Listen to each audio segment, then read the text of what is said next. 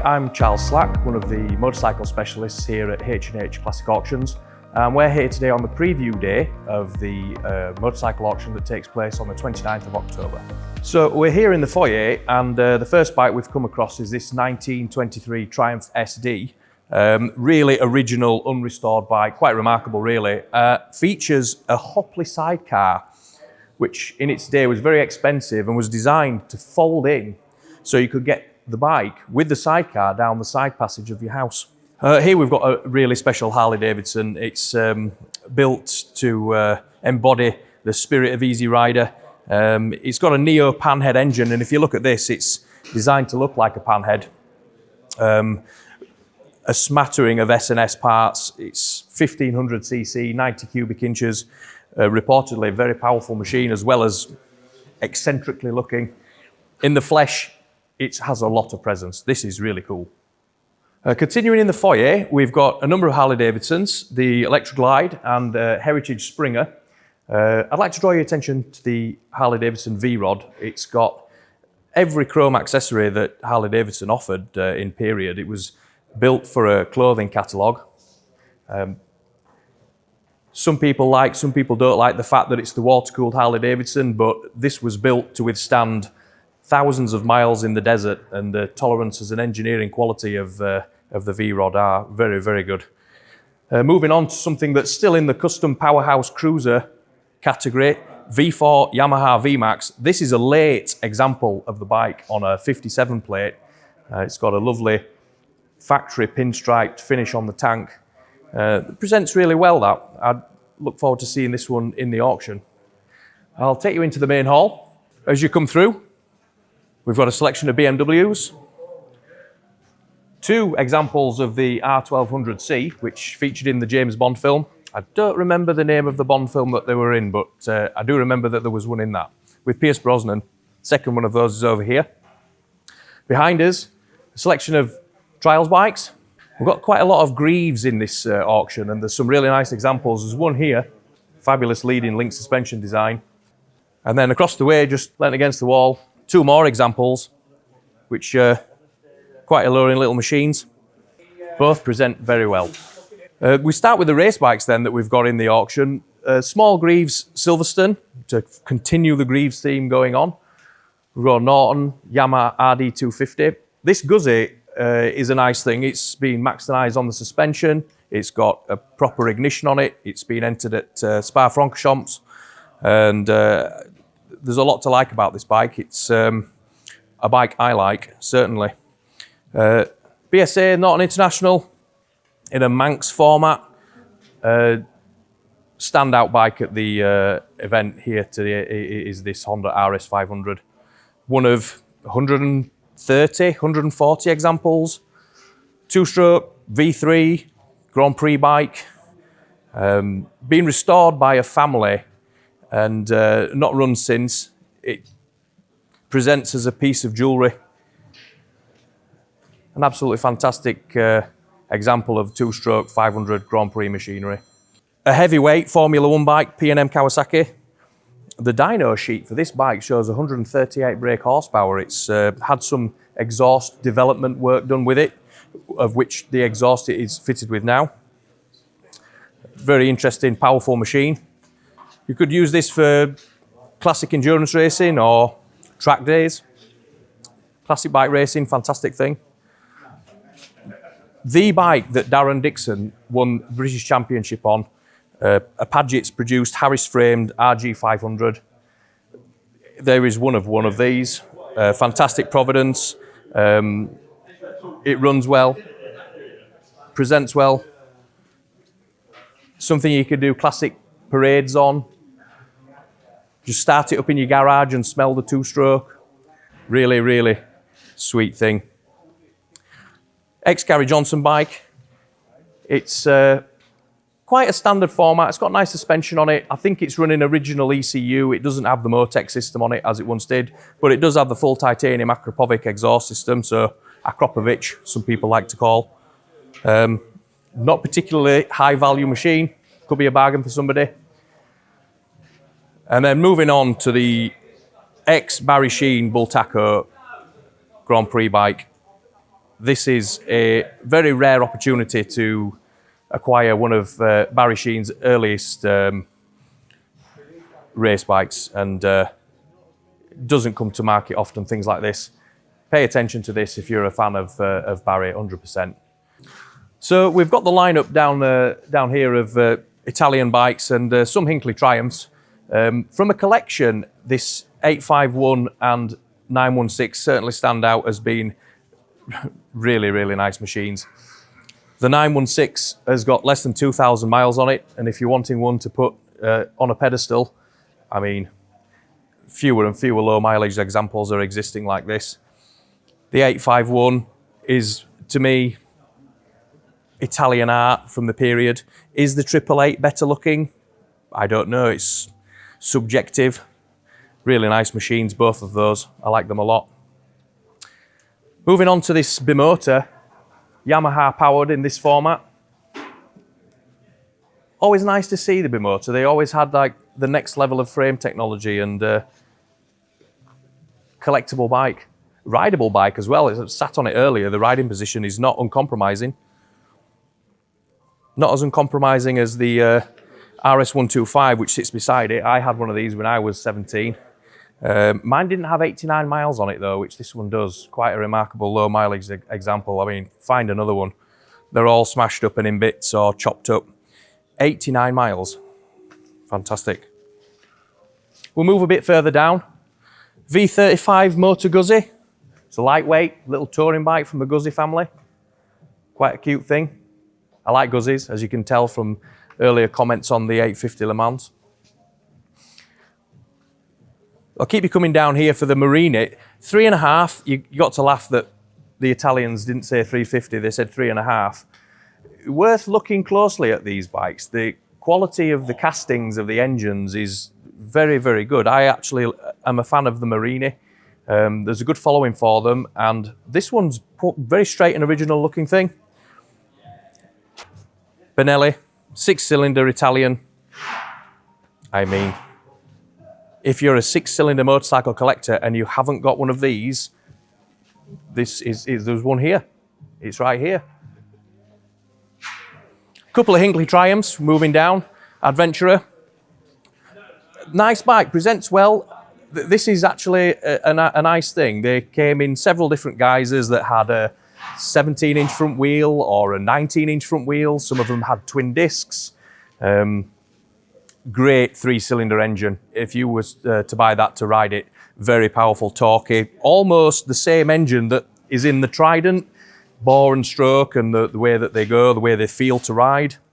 The Trident's a great bike. Forerunner to the Speed Triple. This is pretty much the first bike that Hinckley produced when John Blaw took it over. Kawasaki did quite a lot of the tooling for the engine. It's very over-engineered. They're great bikes, these. Heavy, but a great bike. Very, very characterful engines. We've come back to Ducati. This 916, the owner of its brother was a master tech at a Ducati dealership. And if you're buying one to ride, this has to be certainly a good option. If you're buying one to put on a pedestal, we've got one over there, but then you also need one to ride, so you have to buy both, obviously. Termignoni exhaust. Very nice straight bike. Lovely order, really. Another old Ducati 900. The Laverda. The Laverda is a low estimate in the catalogue. It's had a lot of attention. Lovely Italian mark. Certainly had a lot of inquiries about this bike. Come see it. It certainly is one to pay close attention to. We've got another 850 Le Mans Guzzi here, not obviously in race form. They sound great. They're a fantastic sounding bike. Motor Guzzi. Certainly offered some flair. We're moving on into a little bit more of an off-roady section here. The Kawasaki Bighorn, I'll draw your attention to this. This is an American market only bike that we've got a really, really nice example of here. I've heard this bike start and run. It's got a quiet engine on it. Runs really nicely. It's had a recent paint restoration. It's not 100% perfect, but It's a 350 desert sled, Kawasaki produced, American market bike. We didn't get them. I like that a lot. XT500. The James Bond film bike, again. The estimate on that is very reasonable. I think that if you want to get into this XT500 market, great opportunity to do so.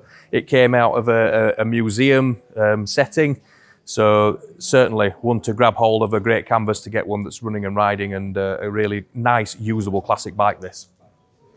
Another row of bikes here. I want to draw your attention to the Suzuki Super.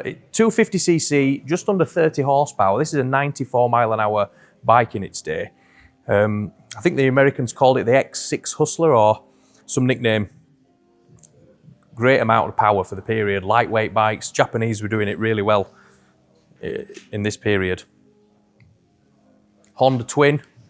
A square headlight must have been alarming when somebody saw that. A square headlight. Fantastic. A few more others in this row, but we'll head down to one of my favourite bikes in the auction, KH500. This has got a very reasonable estimate on it, and in the flesh, this is very, very nice. Keep your eyes on this one. Really like it a lot. Very straight, very original, showing 16,000 miles on the dash. It's even got a light clutch. Nice thing. We'll continue up this road. This Suzuki, this is a bike that you can't restore. You can't get that seat with that original Alcantara, faux Suzuki Alcantara finish. I don't think the mudguards are available. It's very, very original. I like that a lot, drawn to that. Certainly original bikes where it's all together. Harder to find every year, as you know. Some other nice four-stroke Japs here. We've got the big 850 GS. That presents really nicely. Lovely paint. No auction would be complete without a CB404. I can never decide if I like the blue one or the yellow one's the best, but I do like a 404. It's hard not to like it, really. Some other really nice examples. Two-stroke GT750. I believe this has got a really attractive reserve on it. This is a nice example of a radical machine. Again, nice light clutch. I like a light clutch. Some more modern things in the auction here. The GSX 1400, an earlier one with the more preferred paint job on the tank. Some of them got a little bit more flashy in 2006. They changed the tank design. The early bike I always thought was the prettiest. It's got some accessories on it, which maybe to some people's taste, maybe not the others, but GSX 1400, great bikes, always been good news. Sat alongside CB900F. The gentleman that owns this used to frequently use it to go pop up the road to see his dad, and it's been in use. It has got a 4-into-1 motard, but doesn't really detract from the fact that it's really nice elsewhere. Presents really well. Had a lot of attention. I like this a lot. The Boldor CB900. Fantastic example. Beautiful paint. The final bike in this row that I want to talk to you about is this GSX-R 1100. It's really, really clean, really, really nice. It does have a 4-into-1 Akropovich exhaust, but it also has a really nice original 4-into-2 system with it that's in remarkable condition, as good a condition as the rest of the bike. If I just draw your attention to the cycle parts down here, the disc, the rear wheel spindle and nut, fantastic all-round condition. Great bike from a great period. We've got a nice selection of sunbeams, pair of aerials there. On the end, this Royal Enfield, the big head bullet, have a good close look at this. I believe the owner has had it 28 years. It's been used for riding, touring. It's been kept in fantastic condition. That is a lovely Royal Enfield. We keep moving down. Nice pair of AJS. We've got the BSAs together here. The two Super Rockets. Unbelievable. The red one's my favourite. They are very pretty machines. As is the Triumph Trophy Trail. that sits alongside them there. We've got all the Triumphs together. They sit nicely. They're usually the same length and fit together nicely in the row, so we've got them all presented well. So we're heading to the pre-war section. Down the back wall, we've got a selection of projects. Have a good look at these. They're very quirky things. The Henderson, I mean, I don't know anything about this motorcycle. That is a very unique machine. Greaves, I believe that this lot number 281 is the only one here with a reserve on it, and all of them present really well. Worth a look. We've got the project bikes along the back wall, and some big projects over here. These are certainly something that need tackling. One to talk about would be the HRD Vincent. It's got a repeat engine in it. Check the details of that one in the catalogue. It's believed to have some renovation work done on the engine. There is a lot of interest in that. We'll carry on moving through. Lot number 255, that's a machine that was only built and produced for 3 years before it disappeared. Stand out in the room, Pegasus. It's got an Austin 7 engine in it. Keep an eye out for that one.